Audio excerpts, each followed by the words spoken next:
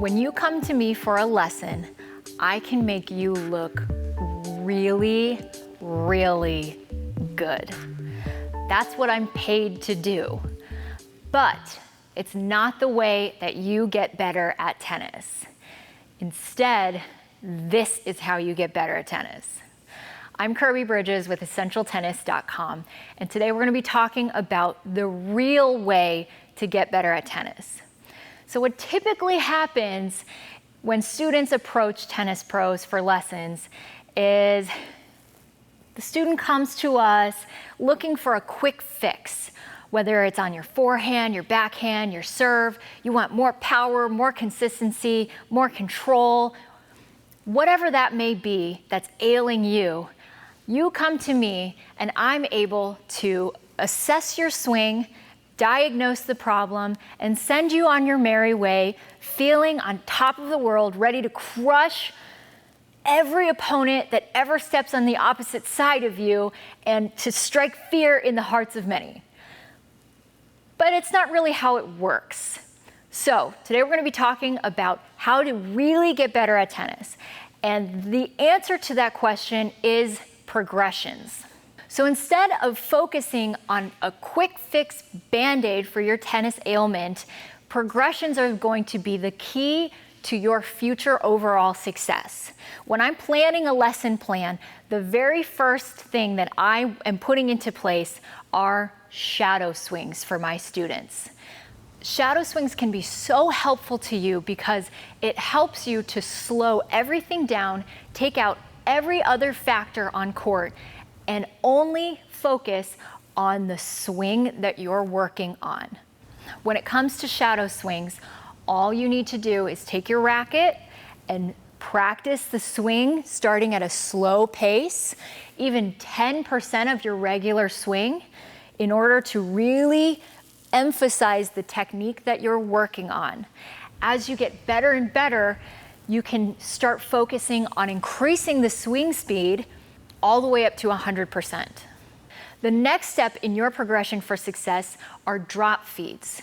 In this case, you'll take a hopper of balls out to a court and you'll stand there and drop the ball in front of you and continue working on the technique that you have in mind. Again, you can start at your own pace all the way from 10% of the full swing speed and work your way up incrementally until you have incorporated this technique. In my mind, shadow swings and drop feeds go hand in hand together because they're two elementary pieces of your progression that you can do by yourself on your own time. You don't need anybody else's help to do this. The third thing that I'm looking at in terms of integrating a new skill to a player is hand feeding. I won't allow hand feeding until the shadow swing and the drop feeds look proficient. Hand feeding is where you and a partner go out on court and the partner feeds you the ball by hand. The advantage of this when I'm working with my students is that I get to be close by so that they can really hear me and we can stop frequently to adjust the technique. Again, hand feeding can be at a slow pace where you're really focusing on that technique, or it can be at a faster pace as you progress. At every level from amateur to the professional level, this is a really great technique to use in order to get better at tennis. The next step that I would use in your progression for improvement is racket feeds and ball machine feeds. Now, I like to put both of these in the same category because essentially they do the same thing, but they're a great option whether you have another person or a pro you're working with, or you're by yourself and your only option is the ball machine.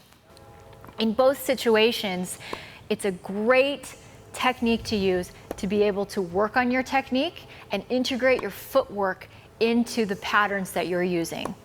You can set up a ball machine or have someone else feed to you ground strokes, volleys, patterns of play, overhead, just about everything except for the serve, of course. The next step in your progression is rallying. It's the heart and soul, the bread and butter of our sport, and it's the most important piece of your improvement. You should be rallying at every stage trying to integrate this technique. But rallying is so important because it's the first time in all of these progressions that you're able to put together the level of unpredictability that is present in tennis. You never really know where exactly the ball is going to land, how much spin will be on it, and exactly where your feet should be. But you can prepare to the best of your ability, and that's where rallying comes in. So once you have put all of these pieces together, the final piece of the puzzle in improving your tennis is match play. Once you're able to connect the dots and actually put your skills into the heat of battle and use them to compete, that's the first time that you will really be able to see to a heightened degree what your strengths and your weaknesses are. And this is where you go back to the drawing board. There's nothing else that will tell you faster what you need to work on once you get off court. So I hope that this makes it completely evident to you that there's no such thing as a quick fix in tennis. What happens so often when those players come to us in a lesson is we can fix your technique so fast, but then a few days later you might go out to play again and find that you can't replicate it once we're not there. If you follow these progressions, then you will truly be able to fully learn the technique to the point that you're able to do it unconsciously and competently. The most important thing about getting better at tennis is knowing that there's nothing that replaces hard work.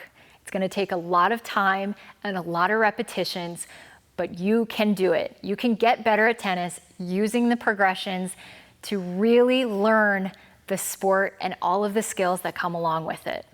If you're looking for more information about implementing progressions into your daily practice plans, then click the link in the description below and it'll lead you to our online tennis community that will answer your questions and help you in any way we can with your tennis. And it only costs you $1. Thanks for tuning in. I hope this helps you improve your tennis and keep swinging.